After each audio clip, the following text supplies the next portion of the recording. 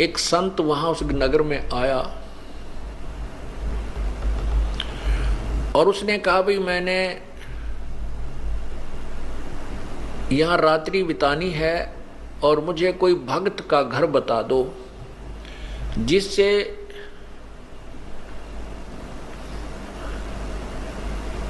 मेरा जो है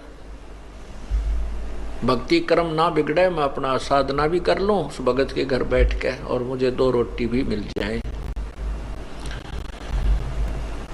तो उस संत को गांव के उस नगर के निकम्मे से व्यक्ति मिल गए।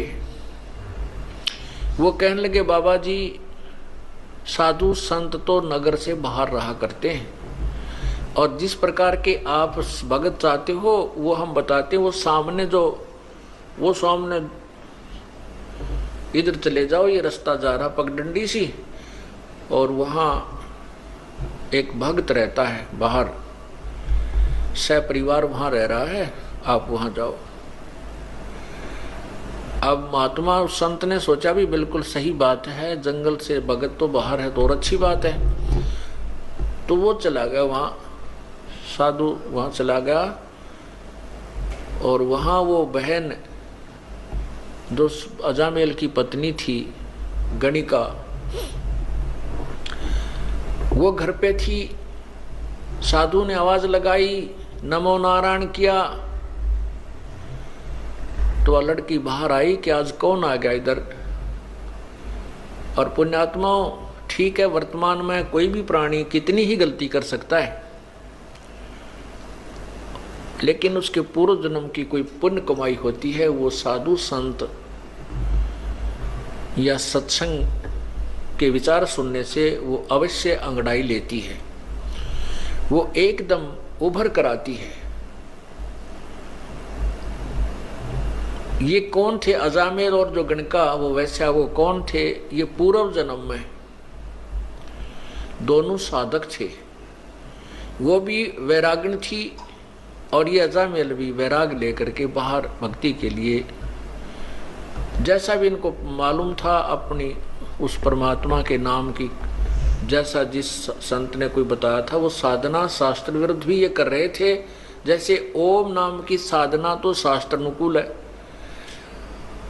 और अन्य जो साधना ये करते थे वो शास्त्र विरुद्ध है, जैसे तप वगैरह। लेकिन दोनों की, जैसे किसी ने भांग बीज दी वो भी फल लगेगा और कणक बीज लिया उसका भी फल लगेगा। दोनों इकट्ठी बोली तो भी भांग का पौधे के अलग बीज फल लगेंगे और कणक गेहूं के अलग लगेंगे।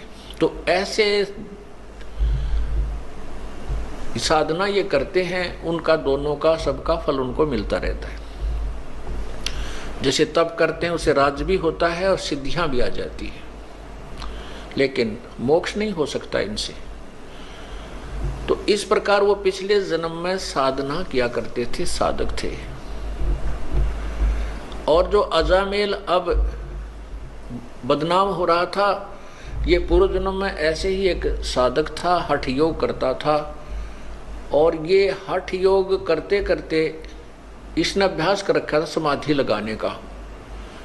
समाधि क्या होती है आपको पहले भी कई बार बताया है कि इस शरीर के अंदर, हमारा शरीर जो है ये एक टेलीविजन समझो, और इसमें चैनल बने हुए हैं, जैसे मूल कमल, स्वाद चक्र, नाभि कमल, हृदय कमल, कंठ कमल, त्रिकुटी कमल, सहस्रार कमल।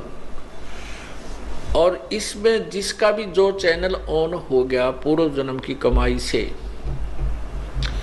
और जैसे हठ योग से समाधिस्थ होने की चेष्टा जो करते हैं, वो न जाने कौन से कमल में कौन सा टेलीविजन का चैनल ऑन हो जाता है उनका, फिर उसको बार बार देखने का इंटरेस्ट बन जाता है। उसमें ऊपर के इस ब्रह्मांड में जैसे ये कहीं ग्रह चल रहे हैं, इनकी बड़ी अच्छी स्पीड नजर आती है, ऊपर की तरफ और बड़े बड़े पहाड़ हैं, स्वर्ग हैं, पता नहीं क्या क्या वहाँ उछल कूद होती है, नाच गाने ऊपर चल रहे हैं, तो वो सब दिखने लग जाते हैं।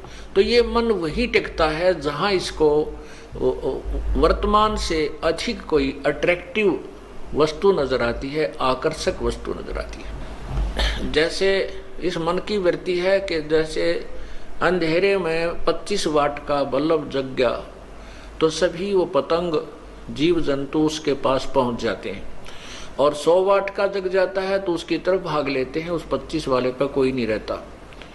ऐसे ही जो हम यहाँ देख रहे हैं इस पृथ्वी के ऊपर, जो भी हम मन की आकर्षण वस्तु देखते, इससे बहुत ज्यादा अधिक ऊपर के लोकों में है। जैसे आपने मार्कंडे ऋषि और उस इंद्र की पटरानी की वार्ता सुनी, तो यहाँ जो इंद्र लोक की सबसे खूबसूरत औरत आकर के मार्कंडे ऋषि के सामने डांस कर रही थी, लेकिन मार्कंडे ऋषि की समाधि ब्रह्मलोक के उस बड़े होटल की नाच गाने देख रहा था वहां बैठा। वो कहता है कि जहां मेरी समाधि गई हुई है वहां तेरे जैसी तो उन औरतों की, वहां ऊपर नाचने गाने वालों की दासियां हैं, तो तुझे मैं क्या चाहूं। तो ऐसे ही ये मन वही टिकता है इन समाधि लगाने वालों की, ये ऊपर के और ज्यादा अधिक बकवादें देखता है, और उधर इसका बैठे रहने से परमात्मा के आड़ में वो बैठते हैं, उससे सिद्धियां आ जाती हैं, तप बन जाता है, उसका भी फल मिलता है। तो ये अजामेल जो है ये पूर्व जन्म में ऐसे ही समाधि लगाने का अभ्यास था। कभी तो हठ योग करके समाधि लगने का इसने अभ्यास किया, जिससे वो परिपक्व अभ्यास हो गया, और एक दिन सोते सोते इसका वो अब समाधि लग गई। समाधि लग जाती है तो मन बहुत दूर पहुंच जाता है, वहां की बकवादें देखता रहता है और शरीर को कोई आभास नहीं होता। उस समय बहुत ज्यादा सर्दी थी, सर्दी का मौसम था, और ये अजामेल समाधि हुआ अचेत पड़ा था। और उधर से जो गणका वैसा बनी हुई है वो लड़की भी वैरागण थी, साध्वी थी। उसमें कहते अभी आपने सुना था कि दर्दबंद दरवेश है बेदर्द कसाई, जिसके हृदय में दया नहीं वो तो कसाई है, जिसके हृदय में दर्द है दुख है, दूसरे को दुख को अपना दुख समझता है, वो दरवेश है, वो संत है, साधु है, भक्त है। तो उस लड़की के मन में, उस साध्वी के मन में ये विचार आया। दूसरे लोग कहने लगे कि इसने 1 हफ्ता हो गया, 3 दिन हो गए हैं, ये उठा नहीं है, इसकी समाधि लगी है। तो उस बहन के मन में ऐसा आया कि कहीं इसका साधु का शरीर नष्ट ना हो जाए, सर्दी ज्यादा है, कहीं इसके प्राण ना चले जाएं। और कोई कपड़ा था नहीं इस भक्त ने, उस साधक ने अजामेल जो पूर्व जन्म में केवल एक कोपीन, एक लंगोट पर्दे पर बांध रखा था, बाकी नीवस्त्र था, कोई कपड़ा नहीं रखता था। उधर से वो साध्वी थी, उसके पास भी एक्स्ट्रा कोई कपड़ा नहीं था। तो उसने सोचा इस साधु का जीवन बचाना अति आवश्यक है, तो उस लड़की ने उस साधु के ऊपर लेट गई। वह उसके जीवन रक्षा करने के लिए, अपने शरीर का ताप देने के लिए वो बहन उस भगत के, समाधि लगाए हुए भगत के यानी उस अजामेल के शरीर के ऊपर लेट गई। अब लेट गई तो वो शरीर गर्म हुआ। कुछ देर के बाद उसके वो जो ऊपर ड्रामा देख रहा था वो खत्म हुआ। जब वो वापस आया एकदम शरीर से बाहर, तो ये तपस्वी जो होते हैं ये ततैये बन जाते हैं, भेड़। ये नहीं देखते तुम किस